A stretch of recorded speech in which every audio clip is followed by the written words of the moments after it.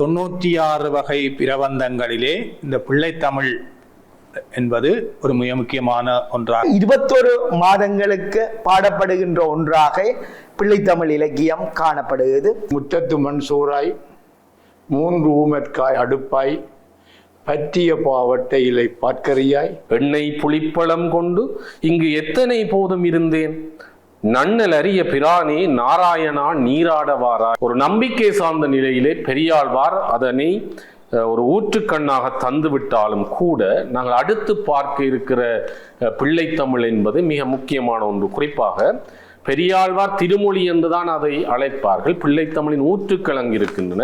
ஆனால் பிள்ளைத்தமிழ் என்ற சொல்லோடையே முதல் வந்த பிள்ளைத்தமிழ் எதுவென்றால் குலோத்துங்க சோழன் பிள்ளைத்தமிழ் தான். 2ஆம் குலோத்துங்க சோழனை பாட்டுடை தலைவனாக கொண்டு ஒட்டக்கூத்தர் கிபி 12ஆம் நூற்றாண்டிலே இந்த பிள்ளைத்தமிழை தருகிறார். ஏற்கனவே ஒட்டக்கூத்தர் மூவர் உலாவிலே இதே 2ஆம் குலோத்துங்க சோழனை பாடுகிறார். பாடிவிட்டு மீண்டும் இதற்காக அதே அரசனை பிள்ளைத்தமிழிலும் அவர் அமைத்து பாடுகிறார் என்றால் அங்கே ஒரு விஷயம் இருக்கிறது. குறிப்பாக ஒட்டக்கூத்தர் போன்றவர்கள் அங்கே என்ன செய்கிறார்கள் என்றால் அவர்களும் இந்த வகையான பிரபந்தங்களுக்குள்ளாலே பாடப்படுகிற போதும் கூட இது ஒரு சிற்றிலக்கிய வடிவம். ஆனால் பாடப்படுபவர்கள் எல்லாம்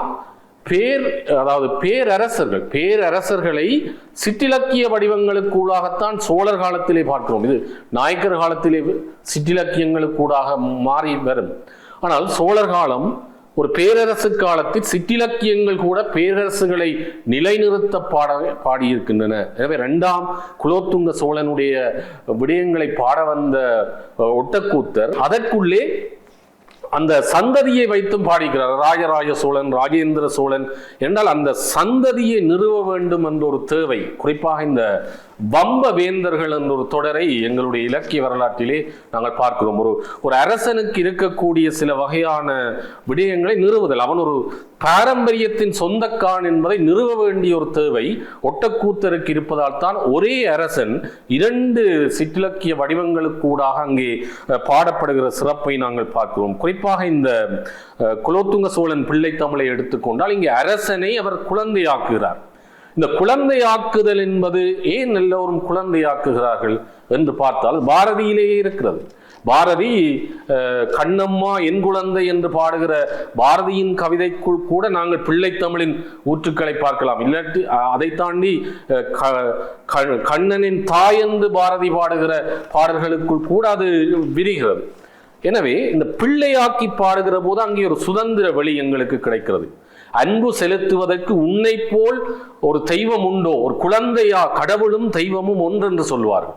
அப்படி ஒரு கடவுளை குழந்தையாக்கி விட்டால் அதற்குள்ளே நிறைய விடயங்களை சுதந்திரமாக பாடலாம் என்ற ஒரு விடயங்களும் அதற்குள்ளே இருந்ததாக நான் பார்க்கிறேன். அந்த வகையிலே ஏதிலா பெருமாள் அபயன் என்ற சொற்களினாலே இந்த குலோத்துங்க சோழன் பிள்ளைத்தமிழிலே 2ஆம் குலோத்துங்க சோழன் அழைக்கப்படுகிறான். அங்கே ஒரு பாடலிலே குறிப்பாக இந்த குலோத்துங்க சோழன் பிள்ளைத்தமிழினுடைய 103 பாடல்கள் தான் எங்களுக்கு கிடைத்திருக்கின்றன. 16 பாடல்கள் சிதைவடைந்திருக்கின்றன. அந்த பாடல்களை கூட குறிப்பாக உலகநாத பிள்ளை என்பவர் 1933ஆம் ஆண்டிலே உலகநாத பிள்ளை என்பவர் தான் குலோத்துங்க சோழன் பிள்ளைத்தம் பண்டிதர் அவர்கள் தொகுத்து தந்தார் என்று கூட ஒரு வரலாற்று குறிப்பு இருக்கிறது.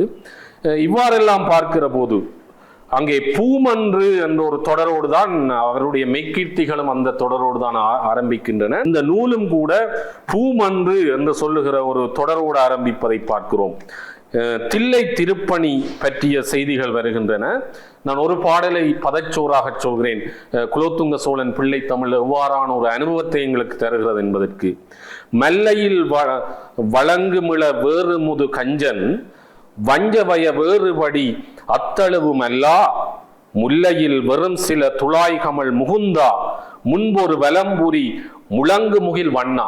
இப்ப இதுல ஒரு கேள்வி வரலாம் உங்களுக்கு. இங்கே முன்பொரு வலம்புரி முழங்கு முகில் வண்ணா முகுந்தா, இங்கே 2ஆம் குலோத்துங்க சோழனைத்தானே பாட வேண்டும். எதற்காக இவர் திருமால் குறித்த சொற்களை இங்கே கொண்டு வருகிறார் என்றால் அடிப்படையில் அவர் என்ன செய்கிறார் என்றால் 2ஆம் குலோத்துங்க சோழனை திருமாலாக பாவனை செய்து பாடுகிறார் என்ற ஒரு செய்தி கூட அங்கே வருகின்ற ஒரு சிறப்பை பார்க்கிறோம். இப்படி பல்வேறு வகையான சிறப்புகளை கொண்டதாக ஒரு அரசனை நிலைநிறுத்த வேண்டும், அதே நேரம் அந்த அரசனை தெய்வமாக்கியும் பாட வேண்டும், அந்த அரசனுடைய சிறப்புகளை எல்லாம் இணைத்து பாட வேண்டும் என்று அவர் இங்கே காப்பு, செங்கீரை ஏற்கனவே சொன்னது போல இந்த 10 பருவங்களை அமைத்துத்தான் இந்த குலோத்துங்க சோழன் பிள்ளை தமிழை எங்களுக்கு இங்கே அற்புதமாக தந்திருக்கிறார். இது சோழர் காலத்திலே எப்படி பல்லவர் காலத்திலே அதனுடைய ஒரு தெய்வீக ஊற்றை பார்க்கிறோமோ, சோழர் காலத்திலே நாங்கள் ஏற்கனவே சொன்னது போல திருவுடை மன்னனை கண்டால் திருமாலை காண்பதை போன்றது என்ற அந்த விடயம் சார்ந்துதான் இலக்கிய உலகிலே சிற்றிலக்கியம் சார்ந்து பலர் இயங்கி இருக்கிறார்கள். அதுக்கு பிள்ளைத்தமிழ் கூட விதிவிலக்கல்ல என்பதைத்தான், தெய்வத்தை பாடிய அதே வடிவங்களால் தான் அரசனையும் பாடுகிற நிலையை நோக்கி அவர்கள் அதை மாற்றிக்கொள்கிறார்கள். அந்த வகையான ஒரு சிறப்பான ஒரு பிள்ளைத்தமிழாக இந்த குலோத்துங்க சோழன் பிள்ளைத்தமிழ் அமைந்திருக்கிறது. அதை தொடர்ந்து வருகிற ஒரு பிள்ளைத்தமிழ் தான் மீனாட்சி அம்மை பிள்ளைத்தமிழ். குமரகுருபரர் அவர்கள் பாடுகின்றார். நான் நினைக்கிறேன் அதனுடைய விரிவான விளக்கங்களை நண்பர் ரமேஷ் அவர்கள் உங்களோடு பகிர்ந்து கொள்வார். அதனுடைய ஒரு தொடக்கமாக சில விடயங்களை சொல்லி இந்த உரையை நான் நிறைவு செய்யலாம் என்று எண்ணுகிறேன். இப்ப மீண்டுமாக மீனாட்சி அம்மை பிள்ளைத்தமிழ் என்று வருகிற போது எப்படி பெரியாழ்வார் கண்ணனை குழந்தையாக்குகிறாரோ, குமரகுருபரர் 5 வயது வரை பேச்சை இழந்திருந்த ஒருவர் முருகன் அருணனாலே அந்த பேச்சு வாய்க்க பெற்று முருக அருள் சார்ந்த பல இலக்கியங்களை படைத்த ஒருவர், அவரே முத்துக்குமாரசுவாமி பிள்ளைத்தமிழ் என்பதையும் நமக்கு தருகின்றார். எனவே மீனாட்சி அம்மை, மதுரை மீனாட்சி அம்மையை அவர் தேர்ந்தெடுக்க, மதுரை என்று வருகிற போதே மீனாட்சி அம்மை என்பது மட்டுமல்ல, மதுரை வளர்த்த தமிழ். எனவே அங்கே தமிழ் மொழியையும் அவர் மறைமுகமாக பெருமைப்படுத்தித்தான் மதுரை மீனாட்சி அம்மை பிள்ளைத்தமிழை பாடினார் என்று சொல்லப்படுகிறது. அங்கும் கூட மீனாட்சியை பாண்டிய மன்னனுடைய மகளாகவும் இமயவர்மனுடைய செல்வியாகவும் பாண்டிய நாட்டை தமிழ் மொழி என்றும் சொல்லி ஒரு பாவனை, அந்த பாவனை பக்தி கூடாகத்தான் எல்லாமே நகர்கின்றன. அந்த வகையில் தான் மீனாட்சி அம்மை பிள்ளைத்தமிழ் என்பது ஒரு, அதிலேயும் கூட சொன்னதை போல வருகை பருவம், அம்புலி பருவம். நினைக்கிறேன் காபோத உயர்தர பாடத்திட்டத்திலே ஒரு காலத்திலே இந்த மீனாட்சி அம்மை பிள்ளைத்தமிழ் இருந்திருக்கிறது. இந்த அம்புலியோடு விளையாட வருமாறு அழைக்கின்ற அற்புதமான பல பாடல்கள் அதிலே அம்புலி பருவத்திலே இருக்கின்றன. அதே போல அஞ்சிலம்பு ஓலிட அருக்குரல் கிங்கிணி அரட்டு சரிய சீரடி பெயர்ந்து என்று வருகிற பாடல்கள் என்று அங்குமே அற்புதமான கற்பனை வளம் மிக்க பாடல்கள் இருக்கின்றன. எனவே பிள்ளைத்தமிழ் என்று சிந்திக்கிற போது நான் இறுதியாக இப்படி சொல்லி முடிக்கிறேன். இப்படியெல்லாம் பிள்ளைத்தமிழ்களை பார்க்கிறோம். ஆனால் இன்றைக்கு இருக்கிற எங்கள் பிள்ளைகள் மீதும் ஏதாவது பிள்ளைத்தமிழ் பாட வேண்டுமா என்றால், பேராசிரியர்கள் பேரப்பிள்ளைகளை வளர்த்து கொண்டிருப்பவர், நாங்கள் பிள்ளைகளோடு வாழ்ந்து கொண்டிருப்பவர். இன்றைக்கு இருக்கிற பிள்ளைகளை சாப்பிட வாருங்கள் என்று அழைப்பதற்கு, அன்றைக்கு நீராடகர் அழைப்பதற்கு பெரியாழ்வார் எவ்வளவு நுட்பங்களை கையாண்டார். இன்றைக்கு இருக்கிற பிள்ளைகளை சாப்பிடவா என்று அழைப்பதற்கு சில வேளைகளில் ஒளித்து வைத்திருக்கிற கேன்போனை நான் எடுத்து தருகிறேன், சாப்பிட வருகிறாயா, கேன்போனினுடைய பாஸ்வேர்டை உனக்கு சொல்லுகிறேன், சாப்பிட வருகிறாயா என்று கேட்டு பிள்ளைத்தமிழ் பாடலாமா என்று சிந்திக்கிற அளவுக்கு இந்த நிலை இருக்கிறது என்று கூறி இத்தோடு இந்த உரையை நிறைவு செய்து கொள்கிறேன். நன்றி, வணக்கம். கவிஞர் வேலுநந்தன் அவர்கள் அருமையான கருத்தை சொன்னார். குழந்தை பிள்ளைகளை வளர்ப்பவர்களுக்கும் குழந்தை பிள்ளைகளோடு வாழ்பவர்களுக்கும் ஏற்ற ஒரு மிக முக்கியமான கருத்தோடு மொய்த்தாய்ப்பாக அதை நிறைவு செய்தார். உண்மையிலே அம்புலியை காட்டி உணவு தீர்த்தியதும், அம்புலியை காட்டி தீர்த்துகின்ற பொழுது கதைகளை சொன்னது, அந்த கதைகளின் ஊடாக அந்த பிள்ளையினுடைய ஆளுமை, அறிவு, ஆக்கத்திறன் முதலியவை வளர்ந்ததும் இன்று என்னை பொறுத்தவரையில் என்னுடைய அனுபவம் அதுதான், இல்லாமலே போய்விட்டது எல்லாம். அவர் சொன்னது போல சாப்பிடவா கூப்பிட்டா ஃபோன் காட்டினா தான் சாப்பிடுவார்கள். அண்மையிலே ஒரு, இது பிள்ளைத்தமிழுக்கு அப்பால் போகிற விடயமாக இருந்தாலும், அண்மையிலே ஒரு இந்திய கல்வி உளவியல் பேராசிரியர் பேசுகிற பேச்சை நான் கலந்து கொண்டேன். அற்புதமாக பலத்த விளக்கங்களோடு அதை பற்றி பேசினேன். உண்மையிலே எங்கட காலத்து பிள்ளைத்தமிழர்களை பார்க்கின்ற பொழுது நிச்சயமாக 2 விடயங்கள் இந்த பிள்ளைத்தமிழில் எனக்கு விருப்பம். ஒன்று, அற்புதமான கவிதைகள், கவிதை சுவை நனி சுட்ட சுட்ட பாடிய பெரும்புலவர் என்று சொல்லுவார்கள். அதுக்கு உள்ளவே பார்க்குறா சேக்கிலார் தமிழுக்கு, சேக்கிலார் பிள்ளைத்தமிழில் அவர் கடவுளை சொல்லாமல் நாயன், அதெல்லாம் புதுமைகள் மாற்றங்கள் செய்திருக்கிறார். ஆனால் உண்மையிலே பிள்ளைத்தமிழ் இலக்கியம் என்பது ரெண்டு விடயத்தை காட்டுகிறது. ஒன்று, எங்களுடைய சமூகம் இருந்த நிலையை, தமிழ் சமூகத்தினுடைய கட்டமைப்புகளை, குழந்தை பிறந்ததிலிருந்து கிட்டத்தட்ட 2 வயசு வரும் வரை என்று வைத்துக்கொள்ளலாம். அந்த காலகட்டத்தின் வரை 22 மாதம் நினைக்கிறேன். அந்த காலம் வரை இந்த பிள்ளைகளுடைய பரிணாம வளர்ச்சியோடு ஒரு வாழ்வியலையும் இலக்கியத்தையும் ஒரு புலமைத்துவத்தையும் அது கொண்டு வருகிறது. ரெண்டாவது, ஒட்டக்கூத்தருடைய குலோத்துங்க சோழன் பிள்ளை தமிழை பற்றி சொன்னீர்கள். உண்மையிலே ஒட்டக்கூத்தர் 3 அரசர்களுக்கு அவைக்கள புலவராக இருந்தார். அதாலே கிட்டத்தட்ட ஒரு சண்டியன் புலவராகவும் அவர் கருதப்பட்டார். அந்த அரசவையில் எப்பவும் இந்த கோயில் பூனை என்ற மாதிரி அரசர் இந்த எல்லாமே இந்த மாணவர்கள் என்று அரசன்ட்டு வந்தால் சொல்லக்கூடிய அளவுக்கு ஒட்டக்கூத்தர் இருந்தார். ஆனால் அவர் குலோத்துங்க சோழன் பிள்ளை தமிழில் ஒரு சிறுவராக வச்சுக்கொண்டு நீங்கள் அதை சொன்னீங்கள், திருவிட மன்னனை காணில் திருமாலை கண்டேன், அரசனும் கடவுளும் ஒரே தட்டத்தில் வச்சு பார்க்கப்பட்டதை அற்புதமாக பாடினார். இந்த குலோத்துங்க சோழன் பிள்ளைத்தமிழுக்கு அடுத்து பல பிள்ளைத்தமிழர் வந்தன. எனக்கு ஒரு பிள்ளைத்தமிழ் ஒரு விருப்பமான ஒரு வரியை சொல்லலாம். அது திருச்செந்தூர் முருகன் பிள்ளைத்தமிழ். திருச்செந்தூர் முருகன் பிள்ளைத்தமிழில் அருமையாக பாடுறார். பேராதரிக்கும் அடியவர்தம் பிறப்பி ஒழித்து பெருவாழ்வும் பெரும் கொடுக்க வரும் பிள்ளை பெருமாள் என்னும் பேராளா, சேரா அசுரர் குலகலகா சேவற்கொடியாய் திருச்செந்தூர் தேவா தேவர் சிறைமீட்ட செல்வா என்றும் திருமுகத்தை பாரா மகிழ்ந்து முளைத்தாயர் அரவி புகழ்ந்து வரவழைத்தால் வராதிருக்க வழக்குண்டோ. வடிவேல் முருகா வருவினி, அம்மா மேலே கூப்பிட்டா நீ வராமல் இருக்க மாட்டேன், கட்டாயம் வருவாண்டு பக்தியை அவர் சொல்கின்றது. எப்பொழுதும் அந்த கந்தபுராணம் சொல்லுகிற செய்தி வருகுது, அவருடைய பக்தி வருகுது. அம்மா கூப்பிட்டா பிள்ளை வரும் என்று சொல்ல முருகனை வர ஒன்று உண்டு. அற்புதமாக திருச்செந்தூர் முருகன் பிள்ளைத்தமிழ் பகழிக்கூத்தருடைய பிள்ளைத்தமிழ் உடனே பேர் நினைவு பாரக்கூடவு தானே. அந்த வகையிலே பிள்ளைத்தமிழ், இந்த பிள்ளைத்தமிழோடைய அடுத்த சுற்றில் நிறைவு செய்கிறேன். இதை பின்பற்றி அருணகிரிநாதர் தன்னுடைய திருப்புகழில் ஒரு பிள்ளை தமிழில் வருகையை கொண்டு வந்து சேர்த்துக்கிறேன். ஒரு புதிய முயற்சி போல தான் எனக்கு தெரியுது. என்னடா அந்த முதல் வரி பார்த்தா தெரியும். இந்த தொந்தி சரிய மயிரே விழுற இதை தந்த மசைய முதுகே வளைய இதழ் தொங்க தடிமேல் வர மகளிர் நகையாடி தொண்டு கிழவன் இவன் ஆரென இருமல் கிண்கிண முன்னுரையை குளர மொழி துஞ்ச குருடுபாடு செவிய செவர் எந்தை வருக அவள் கூப்பிடாள் கோசல் எந்தை வருக ரகுநாயக வருக மைந்த வருக மகனே இனி வருக என்கண் வருக இனதாரியில் வருக அபிராம இங்கு வருக அரசே வருக. அந்த வருகையை கொண்டு வந்து அற்புதமாக அந்த பிள்ளைத்தமிழுக்குள்ள பொழிஞ்செடுத்து திருப்புகழ்களை கொண்டு வந்தேன். இது ஒரு காலகட்டத்தில் இலக்கியத்தினுடைய ஒரு போக்காக நாங்கள் கொள்ளக்கூடியது. அடுத்ததாக இந்த சுற்றிலே நிறைய பிள்ளைத்தமிழுக்குள்ளே போனால் தமிழுக்குள்ளே போனால் ஒளியால் வருவது தெரியாது, பிள்ளைத்தமிழுக்குள்ளே போனால் ஒளியால் வருவது கஷ்டம். அதனுடையால் அடுத்ததாக இயல்பானது உங்களுடைய கருத்தை நீங்கள் முன்வைக்கலாம். மீண்டும் வணக்கம். இந்த பிள்ளைத்தமிழ் இலக்கியம் என்பது 10 பருவங்களையும் 10 பாடல்கள் மூலம் பாடுகிற ஒரு இலக்கியமாக கூறப்பட்டது இருந்த பொழுதிலும் சிலிங்கராயா சொன்னது போல அந்த மரபு காலத்துக்கு காலம் மீறப்பட்டு வந்ததாகத்தான் இருக்கின்றது. அந்த வகையிலே சிவந்தெழுந்த பல்லவன் பிள்ளைத்தமிழ் ஒவ்வொரு பருவத்திலும் 7 பாடல்கள் கொண்டதாக அமைந்திருக்கின்றது.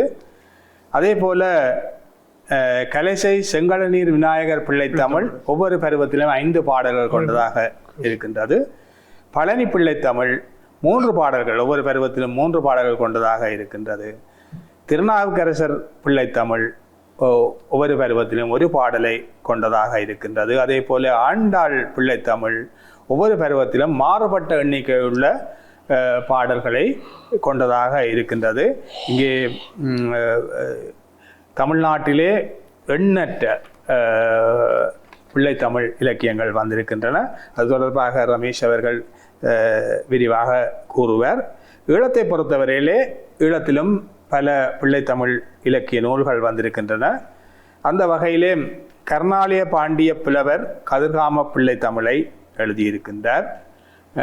ஏழாலை மண் தந்த பண்டிதர் மு கந்தையா இலக்கண இலக்கியங்களிலே ஒரு ஆழ்ந்த புலமையுடைய ஒருவர். அவர் நாவலர் பிள்ளைத்தமிழ், நாவலர் பெருமான் மீது நாவலர் பிள்ளைத்தமிழை அவர் பாடியிருக்கின்றார். அதே போல மாவட்டபுரம் கந்தசாமி ஆலயத்தின் மீது மாவை பிள்ளைத்தமிழை அவர் பாடியிருக்கின்றார். வல்லிபுர ஆழ்வார் மீது வல்லிபுரமாயன் பிள்ளைத்தமிழ் பாடியிருக்கின்றார். சுதுமலை புவனேஸ்வரி அம்மன் மீது அவர் இன்னொரு பிள்ளைத்தமிழை புவனேஸ்வரி அம்மன் பிள்ளைத்தமிழை பாடியிருக்கின்றார். பண்டித சாவே பஞ்சாட்சரம் அவர்களும் பல ஆலயங்களுக்கு பிரபந்தங்கள் பலவற்றை பாடியிருக்கின்றார். அவருடைய அண்மையில் 30 ஆலயங்களுக்கு அவர் பாடிய நூல் ஒன்று வெளிவந்தது. அந்த வகையிலே இணுவை முருகன் பிள்ளைத்தமிழ், இணுவில் சேகர பிள்ளையார் பிள்ளைத்தமிழ் என்பதுதான் அவர் எழுதிய நூல்களில் முக்கியமான நூல்களாக இருக்கின்றது. அதே போல இந்து சாதனம் பத்திரிகையினுடைய ஆசிரியராக இருந்த மயூரகிரி சர்மா நீர்வை கந்தன் பிள்ளைத்தமிழை எழுதியிருக்கின்றார். சுதந்தா நிசாந்தன் என்பவர் நல்லூர் முத்துக்குமார சுவாமி பிள்ளைத்தமிழை எழுதியிருக்கின்றார். அதே போல கரவை வான சிவராச சிங்கம் அவர்கள் நைனை நாகபூசணி அம்மை பிள்ளைத்தமிழ், அதே போல கனகை விநாயகர் பிள்ளைத்தமிழையும் அவர் பாடியிருக்கின்றார். மூனா தியாகராஜா அத்திதல முருகன் பிள்ளைத்தமிழை பாடியிருக்கின்றார். விஸ்வலிங்கம் வீணா விஸ்வலிங்கம் என்பவர் மண்டூர் பிள்ளைத்தமிழை பாடியிருக்கின்றார். ஈழத்திலே இவ்வாறு பல்வேறு பிள்ளைத்தமிழ் நூல்கள் வந்திருக்கின்றன. இந்த வகையிலே இணுவை முருகன் பிள்ளைத்தமிழை பண்டித சாவை பஞ்சாட்சரம் பாடியிருக்கின்றார். அதிலே ஒரு பருவம் செங்கீரை பருவத்திலே இருந்து 2 பாடல்களை நான் இதில் சொல்லலாம். நல்ல பாடல். செந்தினைமா தெள்ளினரும் தேன் பிசைந்து நெய் கலந்து, செந்தினைமா தெள்ளி நறும் தேன் பிசைந்து நெய் கலந்து, செங்கரும்பின் வெள்ளமிட்டு தீம்பழங்கள் புலிகிவித்து, சிந்தருவி மலைக்குறவர் செய்திடுமா விளக்கு வந்து, செம்பவளம் நிலவரிப்ப சிரித்து வரம் ஈபவனே, முந்திரிகை பந்தலிலே முத்தொளிரும் பழக்குலைகள், முக்குரிமை அணில் முனிவர் உண்ணுமுனை முற்றமலி, கந்தமூல இணுவை நகர் களித்துறையும் எழில் மடலாய், கண்ணல் கொழுந் தந்தவுடற் கனியாடாய் செங்கீரை என்று ஒரு பாடல் செங்கீரை பருவத்தை குறிக்கின்ற அந்த பாடல். அதே போல உன்னழகை தமிழில் வைத்தாய், உன்னழகை தமிழில் வைத்தாய், உந்து தமிழ் தன்னழகை உன்னருளால் மூங்கை விடும் போர்குமர குருவரனின் மின்னலிடும் கவிதையிலே மிஞ்ச அள்ளி பொழிந்ததையா, வெங்கனல் நாயகன் சேவல் வெல்கொடியும் கொண்டவனே, தென்னேபனம் பாலை தினம் தேயாத மேன்மையினால் தெய்வநெறி தெய்தலிலா சீரிணுவை செங்கோடா, என்னுயிரில் இன்பமலை ஈந்து நிற்கும் தன்முகிலே இன்கனிவாய் தேரலுக எழுந்தாடாய் செங்கீரை என்று அந்த செங்கீரை பருவ பாடலை பாடியிருக்கின்றார். அத்திதல முருகன் பிள்ளைத்தமிழ் தியாகராஜா அவர்கள் கைதடி மத்தி மூத்தியாவத்தையில் எழுந்தறி இருக்கின்ற மாவடி கந்தன் என்று சொல்லப்படுகின்ற அத்திதல முருகன் மீது அவர் பாடியிருக்கிற பிள்ளைத்தமிழ் அத்திதல முருகன் பிள்ளை தமிழ். அதை கந்தபுராண நவநீதமான அத்திதல முருகன் பிள்ளைத்தமிழ் என்று அந்த நூல் குறிப்பிடப்பட்டிருக்கின்றது. அதிலே இந்த தாலாட்டு பருவத்தை அந்த பாடல் சொல்கின்றது. அதில் ஒரு பாடல், காரகனை வேளாலே தடிந்தவனே தாலேலோ, தனிக்குன்றை பொடியாக தகர்த்தவனே தாலேலோ, ஆரமுதான் தம்பியர்க்கு அருள்பவனே தாலேலோ, ஆரிடர் சூழ் தேவகிரி அருகணைந்தாய் தாலேலோ, சேரமரர் அரிச்சனையின் தெளிபொருளே தாலேலோ, சீர்கைதை அத்திதல சிவபாலா தாளேலோ, தாரகத்து கொருமுதலே தாளேலோ தாளேலோ, சண்முகத்து பெருமானே தாளேலோ தாளேலோ. இப்படி அந்த பாடல் அமைந்திருக்கின்றது. அதே போல பண்டிதர் மு கந்தையா அவர்களுடைய நாவலர் பிள்ளைத்தமிழ், அதிலே முத்தப்பருவம். அந்த முத்தப்பருவத்திலே செம்மை சைவ பரிமளிப்பில் தெய்வத் தமிழோங்குயர் நல்லை திகழ்மா தவத்தோ திரட்டி வைத்த செழுமா நிதியே மன்பதைகள் பொம்மை பிறவி விடவரென்றால் மேவத் தருவாள் விடைவிலக்கும் விக்னமனைத்தும் மறைத்தகற்றும் மெய்ச்சு வகனே மிகுமதன் கண் எம்மை தடுக்க நீயாரன் ஏதிலார் முன் இறைந்துருமும் இளநல்லேறே எப்பரிசும் இம்மை கன்று மறுமை கன்றம்மை கே நல்லுளம் வைத்த அரசே முத்தன் தருகவே அறிவார் அறிவு கறிவரிஞ்சீர் ஐயா முத்தன் தருகவே. அரசே முத்தன் தருகவே அறிவார் அறிவு கறிவரிஞ்சீர் ஐயா முத்தம் தருகவே என்று அந்த பாடலிலே அவர் சொல்லியிருக்கின்றார். நன்றி. ரமேஷ் அவர்கள், நாங்கள் இறுதிச்சீட்டிலே இருக்கிறோம். இந்த பிள்ளைத்தமிழ் பற்றி அவருடைய கருத்துக்களை இங்கே முன்வைப்பார். உண்மையிலே இந்த இயல்பானன் கருத்துக்கு பிறகு எனக்கு ஒரு சிந்தனை வந்தது. இலங்கையில் எழுந்த சிற்றிலக்கியங்களில் பிள்ளைத்தமிழ் இலக்கியங்களால் அதிகம் போல எனக்கு தெரிகிறது. இது காரணம், தமிழகத்திலிருந்து வந்த பிள்ளைத்தமிழ் எல்லாவற்றிலும் இங்கே உள்ளவர்களுக்கு நல்ல பரிச்சயம் இருந்திருக்கிறது. பக்தி உணர்வோடும் சரி, சமயச்சார்போடும் சரி. பிறகு விவசாய பஞ்சாட்சரத்திலிருந்து வேறென ஏழால கந்தையா அவர்கள் பல பேர் பிள்ளைத்தமிழில் இறங்கியிருக்கிறார். பானா சிவராஜசிங்கம் அவர் என்னுடைய ஆசிரியர், என்னுடைய ஒருவர். அவர் கனக விநாயகன் பிள்ளைத்தமிழ், இது கரவட்டியில் உள்ள ஒரு பிள்ளையார் கோயிலில் பிள்ளைத்தமிழ் பாடினார். அந்த பிள்ளைத்தமிழ் விளையாட்டு விழாவிலே நான் கலந்து கொண்டேன். அப்பொழுது அந்த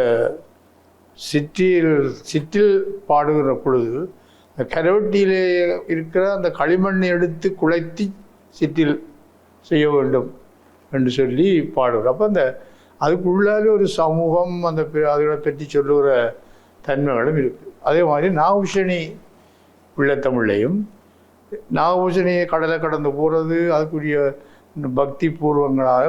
இதனால இந்த இலங்கையில் எழுந்த சிற்றிலக்கியங்களில் பெரும்பாலும் பிள்ளைத்தமிழ் இலக்கியங்கள் கூடவாத்தான் என்னுடைய பார்வையிலே தெரிகிறது. இந்த ஆய்வுக்குரிய விஷயம். அடுத்ததாக ஆய்வாளர் ரமேஷ் அவர்கள் தன்னுடைய கருத்தை இப்பொழுது முன்வைப்பார். வேலந்தன் அவர்கள் வைச்ச கூற்றில இருந்து நான் இந்த இதை தொடங்கலாம் என்று நினைக்கிறேன். அவர் குமரகுருபரர் பற்றி சொல்லி, குமரகுருபரர் 2 பிள்ளைத்தமிழ் பற்றி சொல்லலாம். அதில் ஒன்று மீனாட்சி அம்மை பிள்ளைத்தமிழ், 2வது குமரகுருபரால் பாடப்பட்ட முத்துக்குமார சுவாமி பிள்ளைத்தமிழ். இந்த முத்துக்குமார சுவாமி பிள்ளைத்தமிழ் என்றது 17ஆம் நூற்றாண்டில் குமாரகுருபரால் பாடப்பட்டது. வேலூர் வைத்தீஸ்வரன் ஆலயத்தில் அமர்ந்திருக்கின்ற முருகப்பெருமான் மீது 101 பாடல்களில் பாடியதாக சொல்லப்படுகிறது. இது இறைவனை பல்வேறு விதமாக அவர் அதில் பாடியிருக்கிறார். முருகனை தீராத வினை தீர்க்கும் தம்பிரான் என்று சொல்லி அவர் அந்த பாடலில் பாடியிருக்கிறார். அதே நேரத்தில் சித்தாமிர்த தீர்த்தம், அந்த கோயிலினுடைய சித்தாமிர்த தீர்த்தம் பற்றி பாடியிருக்கிறார். அதே நேரத்தில் வெண்சாந்த உண்ணுகின்ற ஒரு மரபு, அதை விபூதி குண்டலத்தில் இருக்கிற வெண்சாந்த உண்ணுகின்ற ஒரு மரபு இருந்ததையும் அவர் அதில் பாடியிருக்கிறதையும் நாங்கள் பார்க்கலாம். 2வது மீனாட்சி அம்மை பிள்ளைத்தமிழ். பிள்ளைத்தமிழ் என்று சொன்னாலே ஒரு மிக முக்கியமான ஒரு பிள்ளைத்தமிழாக மீனாட்சி அம்மை பிள்ளைத்தமிழ் விளங்குது. அந்த மீனாட்சி அம்மை பிள்ளைத்தமிழ் மதுரையில் இருக்கின்ற மீனாட்சி அம்மையை பாட்டுடை தலைவியாக கொண்டு பாடப்பட்டதாக காணப்படுகிறது.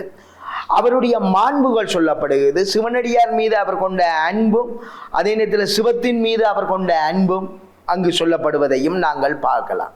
இதில் அவர் ஏலவே ஒரு விஷயம் குறிப்பிட்டிருந்த தன் தமிழ் குறித்து பாடப்படுகின்ற பாடல்கள் அதில் காணப்படுவதாக, அது உண்மையில் மிக அருமையாக தமிழை விழித்து பாடுகின்ற ஒரு முறையையும் அது கொண்டிருக்கு. வைகை நதி, பொதியமலை முதலான வற்றை பாடுகின்ற ஒரு தன்மையையும் அது கொண்டிருக்கிறத நாங்கள் காணக்கூடியதாக இருக்குது. இதே நேரத்தில் மீனாட்சி அம்மையை காக்குமாறு பல்வேறு தெய்வங்களை வணங்குகின்ற ஒரு முறையும் அந்த இதில் இணைத்திருக்கிற 102 பாடல்களில் பாடப்பட்டதாக அது காணப்படுவதையும் நாங்கள் பார்க்கலாம். பிள்ளைத்தமிழ் அதிகம் பாடியவராக திருச்சிபுரம் மீனாட்சி சுந்தரனார் தான் கூடுதலான பிள்ளைத்தமிழை பாடியவராக காணப்படுகிற. உண்மையில் அவர் பாடின எண்ணற்ற பிள்ளைத்தமிழ்கள் காணப்படுகிறது. திருப்பெருமநல்லூர் பிள்ளைத்தமிழ், திருவெண்ணீற்றமை பிள்ளைத்தமிழ், திருவானைக்கா பிள்ளைத்தமிழ், அகிலாண்டேஸ்வர நாயகி பிள்ளைத்தமிழ், உறையூர் சிறுகாந்தி அம்மை பிள்ளைத்தமிழ், திருக்குடந்தை பிள்ளைத்தமிழ், திருத்தவத்துறை பெரும் பிராட்டியார் பிள்ளைத்தமிழ் என்று சொல்லி அடுக்கி கொண்டே போகலாம். எக்கச்சக்கமான பிள்ளைத்தமிழ் அவரால் பாடப்பட்டதாக காணப்படுகிறது. ஆனால் குறிப்பாக சேக்கிழார் பாடிய சேக்கிழாரை முன்வைத்து பாடிய சேக்கிழார் பிள்ளைத்தமிழ் அவருக்கு ஒரு பெருமையை தேடி தந்ததாகவும் சொல்லப்படுகிறது. 9 பருவங்கள்ல தனித்தனியாக பாடி குரு வணக்கத்தில் இருந்து பாடி கொண்டு வந்து 10வது பிள்ளைத்தமிழ் ஈற்றுல முடிகிற மாதிரி ஒரு மிக நுட்பமாக அவர் அதனை பாடியிருந்ததையும் காணக்கூடியதாக இருக்கிறது. அடுத்தது திருச்செந்தூர் பிள்ளைத்தமிழ். திருச்செந்தூர் பிள்ளைத்தமிழ் பற்றி சிவலிங்கராயர் சொன்னார். திருச்செந்தூரில் இருக்கின்ற முருகப்பெருமான் மீது பாடப்பட்டதாக அந்த பிள்ளைத்தமிழ் காணப்படுகிறது. அதனுடைய பூசை முறைகள் முதலானவற்றையும் இது சொல்வதாக அமைது 103 பாடல்களால் பாடப்பட்டதாக காணப்படுது. இந்த நேரத்தில் அறிஞர்கள் பெருமக்களை பாடுகின்ற பல்வேறு பிள்ளைத்தமிழ்கள் பாடப்பட்டதை நாங்கள் பாடலாம். அந்த வகையில் பாவேந்தர் பிள்ளைத்தமிழ் பாடப்பட்டது. அதே நேரத்தில் காமராசர் பிள்ளைத்தமிழ் காணப்பட்டது, பெரியார் பிள்ளைத்தமிழ் காணப்பட்டது, கலைஞர் பிள்ளைத்தமிழ் காணப்பட்டது, எம்ஜிஆர் பிள்ளைத்தமிழ் காணப்பட்டது, மறைமலை அடிகளார் பிள்ளைத்தமிழ் காணப்பட்டது. அப்போ மறைமலை அடிகளார் தமிழ் என்று சொல்லி தனித்தமிழ் என்று சொல்லி அதற்காகவே வாழ்ந்த ஒருவராக காணப்படுகிற, தமிழுக்கு உயிரை கொடுத்த ஒரு மனிதனாக அவர் காணப்படுகின்ற. அவரை பற்றி பாவலர் சி அன்பானந்தம் என்பவரால் பாடப்பட்ட பிள்ளைத்தமிழாக மறைமலை அடிகள் பிள்ளைத்தமிழ் காணப்படுது. அதில் அந்த எதுக மோனையோட சந்த கட்டோட அந்த பிள்ளைத்தமிழ் பாடப்பட்டதை நாங்கள் பார்க்கலாம். மறைமலை அடிகளாருக்கும் தனித்தமிழ் இயக்கத்துக்கும் உள்ள தொடர்பை அது வெளிப்படுத்துவதாக அந்த பிள்ளைத்தமிழ் அமையுது. புலையுடல் தினவே கொலையிடும் உணவே பேணாய் வாழ்நாளில் புகழொளி படவே குலவெறி படவே பேராள் சீராளா ஒளியுடை சிறுவாய் வகையொளி வரிவாய் ஓதாய் மூதாள்வாள் உருசுவை அமுதால் ஒளியுடை தமிழால் ஓயாய் வாயோனே முளையிடு மயலார் மொழிகளின் மயலார் மூவார் தாயாம் நம் முதன்மொழி உயர்வே துயல் தருங்கனவாய் போகா தேகாப்பான் தலையிடும் விடிவேல் தமிழ்மலை அடிகள் கீழ் தாளேலோ தமிழறி புலவா பலகலை வளவா தாளேலோ தாளேலோ என்று சொல்லி அந்த பாடல் முடிவடையும். இந்த நேரத்தில் இன்னொரு விஷயத்தையும் சர்ச்சைக்குரிய ஒரு விஷயத்தையும் இதில் பகிர்ந்துட்டு போகலாம் என்று நினைக்கிறேன். பேராசிரியர் கைலாசபதி அவர்கள் இந்த தமிழ் நடை தனித்தமிழ் இயக்கத்துக்கு போராடிய மறைமலை அடிகளார் பற்றி சொல்லும் பொழுதோ அவர் மறைமலை அடிகளாரை மட்டம் தட்டுவதற்கோ என்னவோ தெரியல ஆங்கிலத்தில் ஒரு கட்டுரை எழுதினாராம். அதில் மறைமலை அடிகளார் வேதாச்சலம் என்று சொல்லி விழித்து அந்த கட்டுரையை எழுதியதாக அண்மையில் ஒரு செய்திகள் அடிபட்டு கொண்டிருக்கிறது. இதை குறித்து பேராசிரியர் சிவலிங்கராஜா அவர்கள் தான் சொல்லணும். இந்த வகையில் இவ்வாறான பிள்ளைத்தமிழ்கள் இலங்கையில் இருந்த சுவையான செய்தியை சொல்லி எனது உரையை நான் நிறைவுக்கு கொண்டு வருகிறேன். உண்மையில் இலங்கையில் பலர் இவ்வாறான பிள்ளைத்தமிழ்களை பாடி இருக்கிறாங்க. அதில் ஒரு மிக முக்கியமான ஒரு பிள்ளைத்தமிழாக சொல்லப்படுவது இனிவை முருகன் பிள்ளைத்தமிழ். இனிவை முருகன் பிள்ளைத்தமிழை சாவி பஞ்சாச்சரம் அவர்கள் பாடும் பொழுது பல்வேறு நகைச்சுவையாக ஒரு கருத்தை சொல்லி அதில் பாடுவார். அது உண்மையில் எனக்கு பிடிச்சது.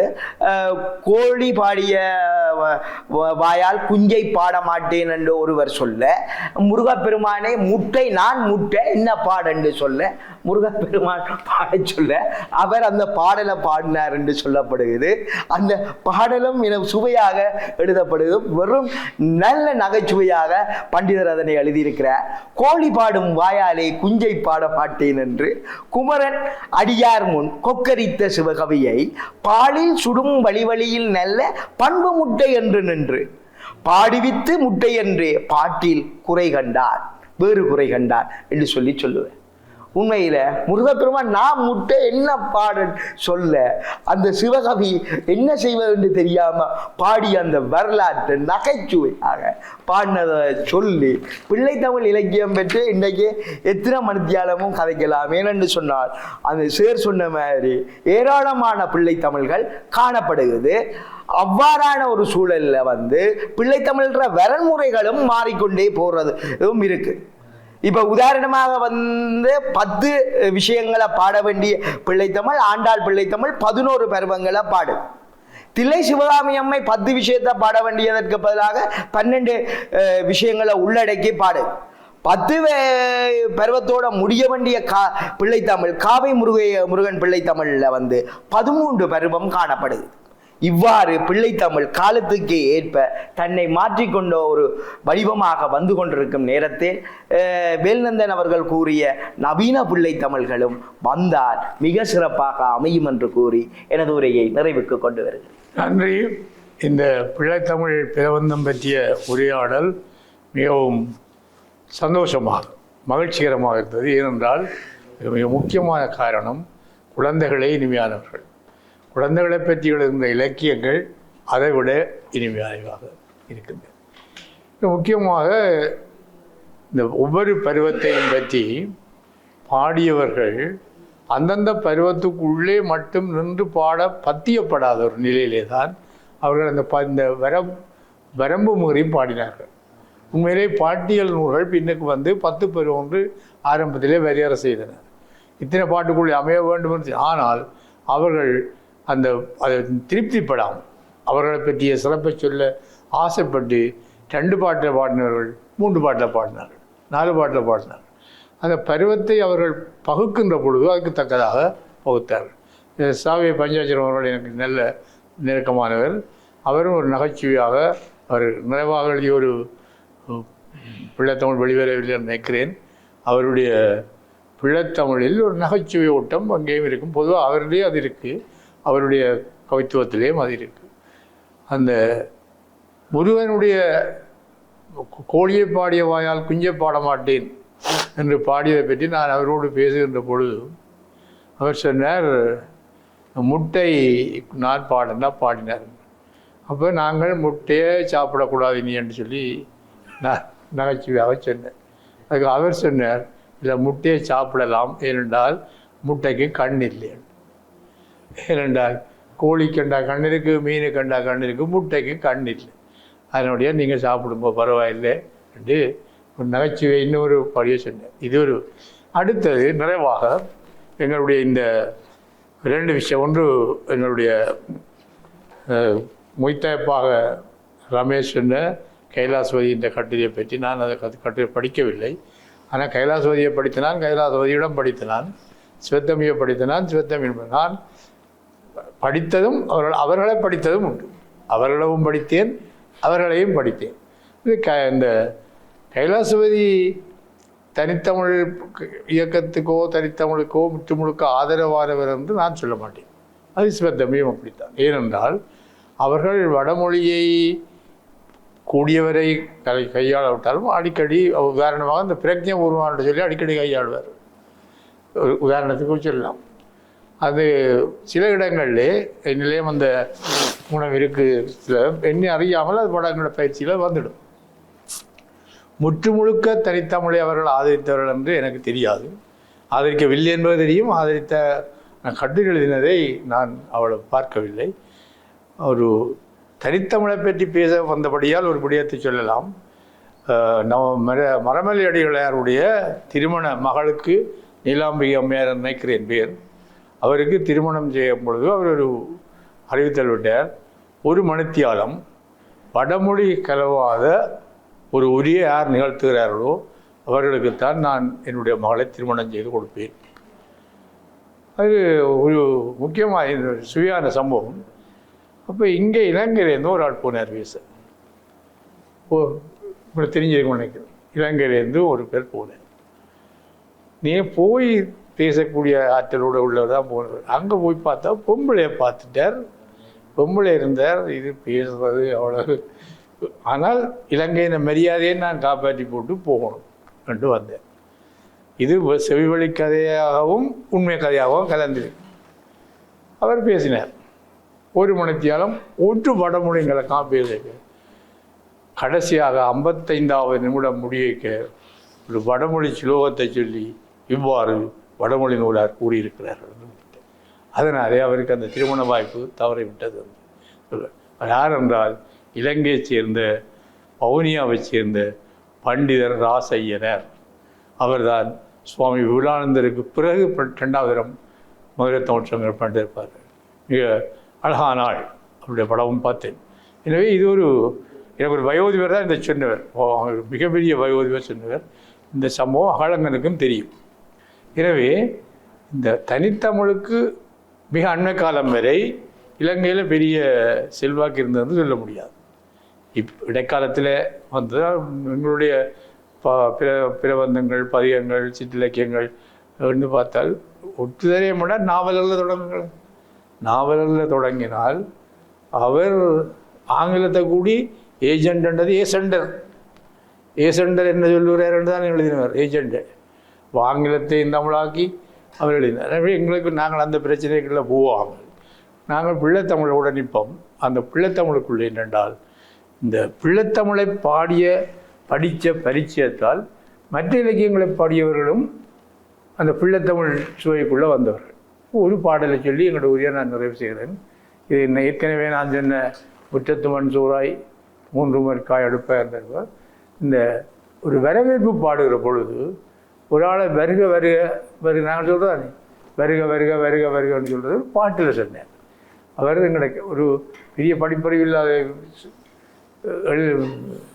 வெட்ட வீட்டு பக்கத்து வீட்டுக்காரன் தான் கிருஷ்ணாழ்வார், எம்பி கிருஷ்ணாழ்வார். அந்த பாட்டை சொல்லி இந்த நிறைவு செய்கிறேன். அவர் எப்போ வேணால் 52ஆம் ஆண்டோ 50ஆம் ஆண்டு இது நான் எழுதி வச்சுருந்தேன். பார்த்து எடுத்து கொண்டு வந்தேன். வாட்சி உங்களுக்கு காட்டுவோம். தெரியணும். நல்ல தமிழ் கேட்பவர்கள் இதை கேட்கணும் கட்டாயம். நவரத்ன சாமி முதல் பாக்கு நீரினை நீந்தி கடந்துட்டு கரையில் வாரார்.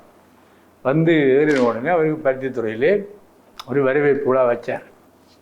அந்த வரவேற்பு விழா நவரத்ன சாமி நீந்தி போட்டு வார அந்த மாதம்தான் 2வது மகாராணி இலங்கைக்கு வரான். அதுக்கு ஒரு பாட்டினா சொல்கிறேன் பாருங்க.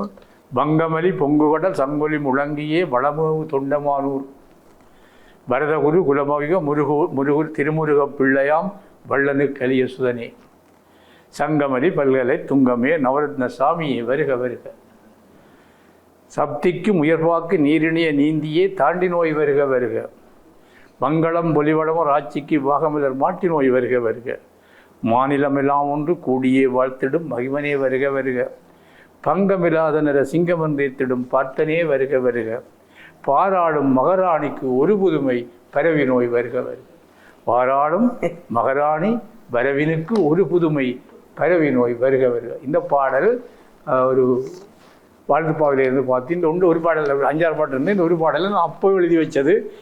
ஏன் நான் சொல்கிறேன் என்றால் இந்த பிள்ளைத்தமிழ் பிரபந்தங்களின் தாக்கம் எங்களோட சாதாரண புலவர்களை இவர் பெரிய படிப்பறிவு பெரிய ஒரு பட்டம் பெறாத கவிஞர் நாடக கூத்து. ஆனால் இந்த பிள்ளைத்தமிழ் இலக்கியம் எங்களோட வாழ்வியலில் நிறைய செல்வாக்கை செலுத்தி இருக்கிறது. இந்த பிள்ளைத்தமிழ் கூடாக நாங்கள் பல சமூக செய்திகளை பார்க்கிறோம். நந்தகுமார் சொன்ன வரலாற்று செய்திகளை பார்க்கிறோம். எல்லாத்துக்கும் மேலாக இனிமையான அழகிய கவிதை சுவையை காண்போம். அதுவும் தொடுக்கும் கடவுள் புலம்பாடல் துடையின் பயனே நரப்படுத்த மீனாட்சி பிள்ளைத்தமிழ் ஒரு அற்புதமான பாடல்கள், நீண்ட பாடல்கள். அதை கூறி இன்றைய பிள்ளைத்தமிழ் நிகழ்ச்சியில் நாங்கள் நல்ல தமிழ் கேட்போம் என்று கலந்து கொண்டதற்காக நன்றியையும் வணக்கத்தையும் கூறி இத்துடன் இந்த நிகழ்வை நிறைவு செய்கிறோம். நன்றி, வணக்கம்.